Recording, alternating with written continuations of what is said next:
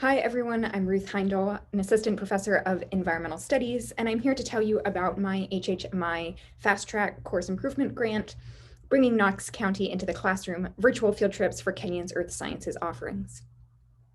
So for many earth scientists, myself included, field experiences have been really foundational to our careers.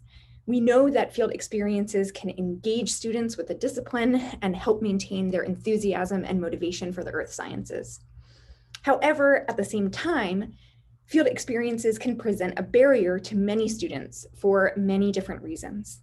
And an emphasis on field experiences can result in the perception that the earth sciences are only for a certain type of outdoorsy and non-disabled students. For students who can't participate in field experiences, alternative assignments often can feel like a punishment rather than an equally valuable learning experience. So the purpose of this HHMI Course Improvement Grant was to begin to address this issue for Kenyon's Earth Sciences offerings by creating virtual field trips that could be used during the COVID-19 pandemic when travel restrictions were in place, and also in the future when students may be unable to attend field trips for any number of reasons. So first, what is a virtual field trip? This can take many different forms, everything from just looking at still images to a fully immersive virtual reality experience. I chose two technologies that are somewhat intermediate in terms of immersion and cost and the expertise required. So the first technology was a 360-degree camera, which takes video at all angles and stitches it together. The viewer can then click around and look in different directions as they are watching the video. And the Course Improvement Grant allowed me to purchase a GoPro 360-degree camera for the ENVS program. The second technology was digital photogrammetry using a program called Agisoft Metashape. And this program, you can input a series of still photographs, and this program stitches them together into a digital 3D model that the viewer can interact with, can zoom in and out, spin around, and this is technology that I used during my PhD, and so I was very familiar with it, but this program is actually quite simple, and it really doesn't take a lot of training to be able to build these models. And the Course Improvement Grant allowed me to purchase the software license here. I chose two different locations, Honey Run Regional Park and Blackhand Gorge State Nature Preserve. These were two locations that were very easily accessible for me. I already knew them. They have really great rock outcrops, and they're places that I hope to take students in person in the future. I implemented the field trips in ENVS 191, Reading the Ohio Landscape. This is now a permanent offering in the ENVS program, and it focuses on field observations and local Knox County geological landscape history. So I felt like it was a perfect place to try out these virtual field trips. This past fall, we met at the BFEC Resource Center. We used the pavilion as much as possible as an outdoor classroom space. And we were able to use the BFEC property as much as we could, but from the BFEC Resource Center, there are really limited rock outcrops within walking distance. And so these virtual field trips allowed the students to look at local bedrock without worrying about the hassle of arranging off-campus excursions during the pandemic. So now I want to give you a sense of what I actually created. I'm going to show you a little bit of these, the video and three-dimensional models. And I really encourage you to take a look at some of these links on your own, because the quality is going to be much better than what you experience through the Zoom translation here. So just bear with me as I get this going. So I will share, this is the 3D video. I'll play a little bit of it and show you kind of how you can click around, and but I won't play the whole thing because you can watch it on your own time. Just 15 minutes from Kenyon that I hope you'll get a chance to visit in person soon. The main feature of Honey Run is the waterfall that you can hear rushing in the background and that we're currently walking towards. So you can click around here. You can watch me if you want. You can kind of look up at the sky. It's really kind of a cool way to engage with a video. And I use this really just as an observation tool. So they watched this, they could kind of focus in on a space that they were interested in and observe it. So there's not a lot of narration. Here we are at the waterfall. Take a second to look around. What do you see?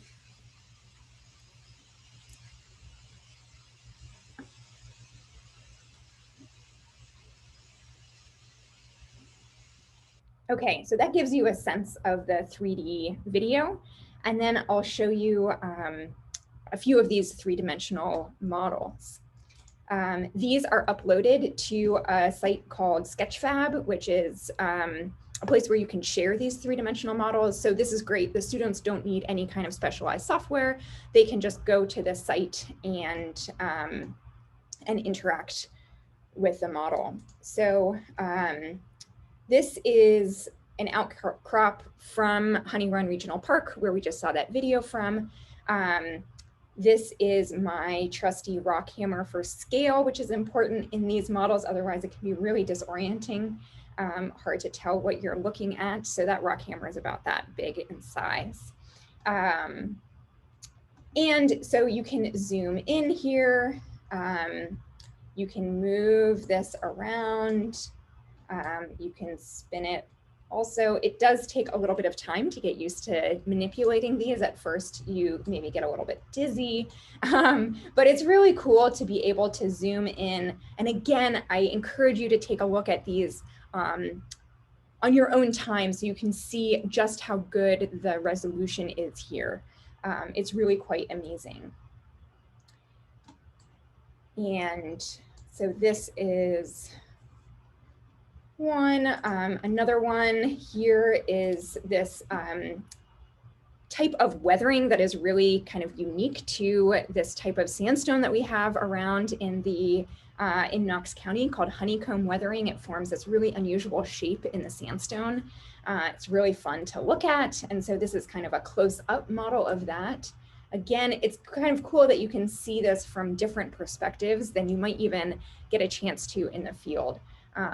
Can zoom up close and look at the underside of some of these features. This is the Blackhand Gorge model. This is a much bigger one. We have to actually zoom in. Oh yeah, here is the rock hammer. It's quite small. Here, this is just a beautiful rock outcrop, and you can see a lot of interesting weathering features, as well as kind of a feature in sedimentary rocks that is called cross-bedding, where kind of the general orientation of the layers in this rock kind of run like this. And then you see other layers, not sure if you can see in terms of the resolution on your screen right now, but there are other layers that run kind of counter to that kind of major plane of layering. And this is a really beautiful example of that, and something that you can see really well with this model. And then just one final one I wanted to show you that is kind of a smaller scale model. You can see that rock hammer now looks a lot bigger. And this is just a few boulders. And you can really zoom in here and see kind of individual pebbles in this rock. A way to kind of get more up close and personal here.